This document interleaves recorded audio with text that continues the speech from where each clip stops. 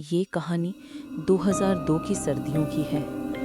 तब मैं 19 साल की थी। मेरे पिताजी को पटना, बिहार ट्रांसफ़र हुआ था और हमने वहाँ एक बड़ा खूबसूरत फ्लैट किराए पर ले लिया था। ऐसा घर जिसे देखते ही सुकून मिलता था, पर उसके कोनों में कुछ ऐसा था जो सुकून को खा जाता था। दरवाजे से अंदर आते ही एक हॉल था। बाईं ओर एक कमरा था जिसे मकान मालिक ने ताला लगा कर रखा था। वो कमरा बाहर से अलग रास्ते से खुलता था। उसके पड़ोस में हमने एक बड़ा सा कमरा बना लिया था, लिविंग रूम। आगे एक चौड़ा गलियारा था जो एक ढके हुए बरामदे तक जाता था। बरामदे से ठीक पहले दाईं ओर किचन था और उससे पहले एक वॉशरूम। और बाईं ओर दो कमरे आमने सामने थे, एक मेरा और दूसरा मेरे माता पिता का। मेरा कमरा गलियारे का एक हिस्सा और वॉशरूम का दरवाज़ा साफ दिखने वाली जगह पर था।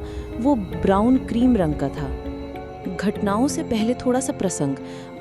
मेरे कमरे में 3 बदसूरत शोर मचाने वाली छिपकलियाँ आती थीं। शाम होते ही दिखाई देती और रात में मेरे पिताजी को ही उन्हें भागना पड़ता था क्योंकि मैं डर जाती थी। एक दिन मेरी कज़न 2 दिन के लिए आई और बार बार कह रही थी कि उसे लग रहा है कोई उसे देख रहा है। मैं पढ़ाई में इतनी डूबी रहती थी कि कभी ऐसा महसूस नहीं हुआ। मेरी आदत थी कि मैं सोते समय हनुमान चालीसा पढ़ती और किताब तकिए के नीचे रख देती थी। एक ठंडी दिसंबर की रात थी। रात के 1:30 बजे के बाद का वक्त होगा। मैं सो रही थी और पलटने के लिए आंखें खोली। जो मैंने देखा वो दिमाग से परे था। गलियारे में कुछ सफ़ेद चल रहा था, बहुत ही धीरे धीरे, ना तो पूरी तरह ठोस, ना बिल्कुल पारदर्शी, जैसा कोई सफ़ेद ब्लॉक। उसके बीच लंबे बाल उभर रहे थे, जैसे बाल उसी चीज़ का हिस्सा हों। वो मेरे वॉशरूम के दरवाजे के सामने आया और वहाँ से आगे बढ़ता हुआ गायब हो गया। मैंने आंखों पर चश्मा लगाया और रज़ाई के अंदर छिप कर देखा। वो सचमुच धीरे धीरे चल रहा था। कुछ देर बाद फिर देखा, अब वापस आ रहा था, लगभग टहलते हुए। अंदर अजीब सी ठंडक और हवा की हल्की सरसराहट थी। पहली बार मुझे पूरी तरह लगा ये कोई आम आत्मा नहीं, किसी महिला की परछाई है। मैं हनुमान चालीसा पढ़ते पढ़ते छिपकर रो रही थी। सुबह जाकर माँ को बताया। उन्होंने बीच में ही रोककर कहा कि इस बात को मत सोचो। मुझे उनकी आवाज़ में पहले जैसी निश्चिंतता नहीं मिली और मैं चुप रह गई। घर ने हमें परेशानियां दी। पिताजी की नौकरी में अड़चनें आने लगी। मकान के बाहर एक गांठ वाला सफ़ेद कपड़ा मिला। मेरी कार की विंडस्क्रीन पर उल्लू जैसा भूरा पंख चिपका मिला और दरवाजे पर काले चने फेंके गए थे। एक बार पिताजी उसी चने पर पैर रखने ही वाले थे कि ड्राइवर ने बचा लिया। माँ अचानक बहुत बीमार पड़ गई। 6 महीने तक बिस्तर पर रही। एक बार तो जान पर आ बनी थी। मेरी प्रेम कहानी भी उसी दौरान बिखर गई। उसने धोखा दिया। सब कुछ एक साथ टूट गया और एक एक कर ये घटनाएं घर से जुड़ी अनजानी शक्तियों की तरफ इशारा कर रही थीं। रातें और भी खराब हो गईं। कभी कभी रेडियो अपने आप खुल जाता और हवा में शोर की तरह पुरानी कोई धुन कौंधने लगती, जैसे किसी ने धारियों में से कोई डरावनी लोरी बजा दी हो। दीवारों पर कभी कभी आती हुई छोटी छोटी खरोचें दिखती, जैसे किसी के नाखूनों की लकीरें हों। एक रात मैंने देखा कि वॉशरूम के दर्पण पर बारीक अंगुलियों के निशान धुंधले रूप में उभरने लगे, ठीक वैसे ही जैसे कोई गीला हाथ धीरे से दर्पण पर चला गया हो। दर्पण पर कभी कभी कोई नाम भी उभरता, खराशों की शक्ल में, पर शब्द अस्पष्ट रहते। एक रात मेरे तकिए पर सूखे हुए बालों की कुछ लटें मिली, जबकि मैं वार्डरोब में रख चुकी थी अपनी चादरें। वे बाल किसी और की तरह लगते थे, पतले और लंबे, और उनकी खुशबू जैस्मिन की थी, पर वही जैस्मिन जिसकी मेरी माँ नफरत करती थी। छिपकलियों को व्यवहार असामान्य हो गया। वे सिर्फ नहीं दिखाई देती, वे दीवारों पर अजीब पैटर्न में जमकर बैठ जाती।